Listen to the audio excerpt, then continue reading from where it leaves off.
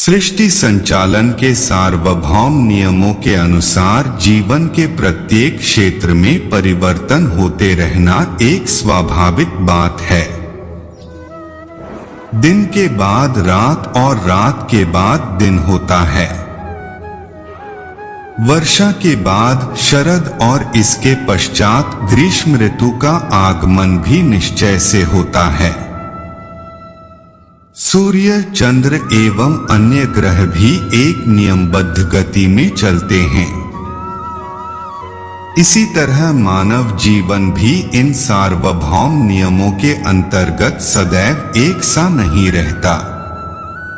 मनुष्य की इच्छा हो या न हो, जीवन में भी परिवर्तनशील परिस्थितियां आती रहती हैं। आज उतार है तो कल चढ़ा, चढ़े हुए गिरते हैं और गिरे हुए उठते हैं। आज अंगुली के इशारे पर चलने वाले अनेकों अनुयायी हैं, तो कल सुख दुख को पूछने वाला एक भी नहीं रहता। रंग कहने वाला एक दिन धनपति बन जाता है तो धनवान निर्धन बन जाता है। जीवन में इस तरह की परिवर्तनशील परिस्थितियां आते जाते रहना नीति चक्र का सहज स्वाभाविक नियम है। इनसे बचा नहीं जा सकता, इन्हें टाला नहीं जा सकता। एकांगी विचार प्रेरित मनुष्य इस नीति के विधान को नहीं समझ पाता। वह अपनी इच्छा कामना के अनुकूल परिस्थितियों में ही सुख का अनुभव करता है, तो विपरीत परिस्थितियों में दुखी हो जाता है। अधिकांश व्यक्ति सुख, सुविधा, संपन्नता, लाभ, उन्नति आदि में प्रसन्न और सुखी रहते हैं, किंतु दुख, कठिनाई, हानि आदि में दुखी और उद्विग्न हो जाते हैं। किंतु यह मनुष्य के एकांगी दृष्टिकोण का के परिणाम है और इसी के कारण कठिनाई, मुसीबत, कष्ट आदि शब्दों की रचना हुई। वस्तुतः परिवर्तन मानव जीवन में उतना ही महत्वपूर्ण, सहज और स्वाभाविक है जितना रात और दिन का होना, ऋतु का बदलना, आकाश में ग्रह नक्षत्रों का विभिन्न स्थितियों में गतिशील रहना। किंतु केवल सुख, लाभ, अनुकूल परिस्थितियों की ही चाह के एकांगी दृष्टिकोण के फलस्वरूप मनुष्य दुख, कठिनाई और विपरीतताओं में रोता है, दूसरों को अथवा ईश्वर को अपनी विपरीतताओं के लिए कोसता है, शिकायत करता है, इनसे बचने के लिए कोसता है। वह सदा ही इससे बचने के लिए असफल प्रयत्न करता है, किंतु इससे तो उसकी समस्याएं बढ़ती ही जाती हैं, घटती नहीं। वस्तुतः कठिनाइयां जीवन का एक आवश्यक नियम है, जिन्हें स्वीकार करने में ही लाभ है। कठिनाइयां जीवन की एक सहज स्वाभाविक स्थिति है, जिन्हें स्वीकार करके मनुष्य अपने लिए उपयोगी बना सकता है और कठिनाइयों को जीवन का विरोधी भाव मानकर उनसे दुखी और परेशान होकर मनुष्य अपनी ही हानि भी कर लेता है। कठिनाइयों में रोना, हार मान लेना, निराशा और अवसाद से ग्रस्त होना अपने विश्वास के मार्ग को छोड़ बैठना ही है। वस्तुतः कठिनाइयां इतनी भयंकर और कष्टदायक नहीं है जितना बहुत से लोग समझते हैं। जिन कठिनाइयों में कई व्यक्ति रोते हैं, मानसिक क्लेश अनुभव करते हैं, उन्हीं कठिनाइयों में दूसरे व्यक्ति नवीन प्रेरणा, नव उत्साह पाकर सफलता का वर्ण करते हैं। इस तरह कठिनाइयां अपने आप में कुछ नहीं हैं, वरन मन की स्थिति से इनका स्वरूप बनता है। मन और कठिनाइयां सापेक्ष हैं। सबल मन वाला व्यक्ति बड़ी कठिनाई को भी स्वीकार करके आगे बढ़ता है, तो निर्बल मन वाला सामान्य सी कठिनाई में भी निश्चेष्ट हो जाता है। निर्बल मन तो अपनी कल्पना जन्य कठिनाइयों में ही अशांत हो जाता है। नीति के नियम अजेय एवं अपरिवर्तनीय हैं।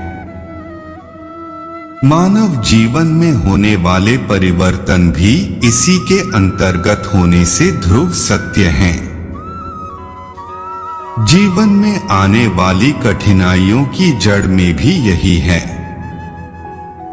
इस तथ्य को हृदयंगम कर कठिनाइयों में भी संतुष्ट संतुलित रहने वालों की जीवन यात्रा सहज गति में चलती रहती है। अनेकों विपरीतताएं भी उनका मार्ग नहीं रोक पाती। छोटी बड़ी कठिनाइयां उनके लिए इसी तरह महत्व रखती है जैसे रात और दिन, सर्दी और गर्मी। परीक्षा की कसौटी पर प्रतिष्ठित हुए बिना कोई वस्तु उत्कृष्टता प्राप्त नहीं कर सकती, न उनका कोई मूल्य ही होता है। सोना भीषण अग्नि में तप कर ही शुद्ध और उपयोगी होता है। कड़ी धूप में तपने पर ही खेतों में खड़ी फसल पकती है। आग की भयानक गोद में पिघल कर ही लोहा सांचे में ढलने के उपयुक्त बनता है। जनवरी से जनवरी द्वारा पूजी जाने वाली मूर्ति पर पैनी छैनी की असंख्यों चोटें पड़ती हैं। परीक्षा की अग्नि में तपकर ही वस्तु शक्तिशाली, सौंदर्ययुक्त और उपयोगी बनती है। मनुष्य भी कठिनाइयों में तपकर उत्कृष्ट, सौंदर्ययुक्त, प्रभावशाली और महत्वपूर्ण बनता है। जीवन को अधिक उत्कृष्ट और महत्वपूर्ण बनाने के लिए मनुष्य को उतनी ही अधिक कठिनाइयों और परेशानियों में से गुजरना पड़ेगा। वस्तुतः कठिनाइयां, दुख, परेशानियां जीवन की कसौटी हैं जिनमें मनुष्य के व्यक्तित्व का रूप निखरता है। कठिनाइयां मनुष्य के विकास में महत्वपूर्ण स्थान रखती हैं। इन्हें खुले हृदय से स्वीकार करके मानसिक विकास प्राप्त किया जा सकता है। कठिनाइयों में खुलकर खेलने से इच्छा शक्ति प्रबल होती और बड़े बड़े काम करने की क्षमता प्राप्त होती है। कठिनाइयों में मनुष्य की आंतरिक शक्तियां एकत्रित और संगठित होकर काम करती हैं। जीवन की कोई भी साधना कठिनाइयों में होकर निकलने पर पूर्ण होती है। कठिनाइयों में ही जीवन दर्शन की परीक्षा होती है। कठिनाइयां दुधारी तलवार हैं। जो व्यक्ति इनसे घबराकर गिर पड़ा वह हार बैठा। वह अपने जीवन की सभी संभावनाओं को नष्ट कर देता है। इसके विपरीत जिसने कठिनाइयों को साधकर उनसे समझौता, समन्वय कर लिया, वह व्यक्ति कठिनाइयों को ही अपनी सफलता, उत्कृष्टता का साधन बना लेता है। कठिनाइयां एक ओर जीवन में कसौटी बनकर सुधार, नवनिर्माण, उत्थान की प्रेरणा देने में, उत्साह और मनोबल को ऊंचा उठाने में सहायक होती हैं, तो दूसरी ओर मनुष्य को अकर्मण्य, निरुत्साह बना देती हैं। जीवन की आशा, उमंगों को धराशायी कर देती है। दोनों ही स्थितियों का उत्तरदायी मनुष्य स्वयं ही होता है। इनमें कठिनाइयों का कोई दोष या गुण नहीं है। जब मनुष्य कठिनाइयों की यथार्थता को नहीं समझता, उन्हें जीवन का स्वाभाविक अंग मानकर सहज स्वीकार नहीं करता, तो ये ही कठिनाइयां अपार दुख, अशांति, क्लेश का कारण बन जाती हैं। भय और घबराहट पैदा हो जाते हैं। इससे मनुष्य का मानसिक संतुलन संगठन बिखर जाता है और अंतर्द्वंद पैदा हो जाते हैं। जब किसी राष्ट्र की आंतरिक शक्तियां विघटित होकर उनमें अंतर्छंद गृहयुद्ध पैदा हो जाता है तो उसका पतन होना स्वाभाविक है। उस पर बाह्य आक्रमण भी होने लगते हैं। फिर सामान्य सी कठिनाइयां भी मनुष्य की आशा, उमंग और धैर्य को घायल कर उसे निराशा, हीनता, अवसाद की ओर ढकेलती हैं। मनुष्य की बड़ी बड़ी आशाएं, उमंगे, अभिलाषाएं इस स्थिति में कठिनाइयों की चट्टान से टकराकर टूट फूट जाती हैं, छिन्न भिन्न हो जाती हैं। इसी तरह मनुष्य चाहे तो कठिनाइयों को वरदान बना सकता है और अभिशाप भी।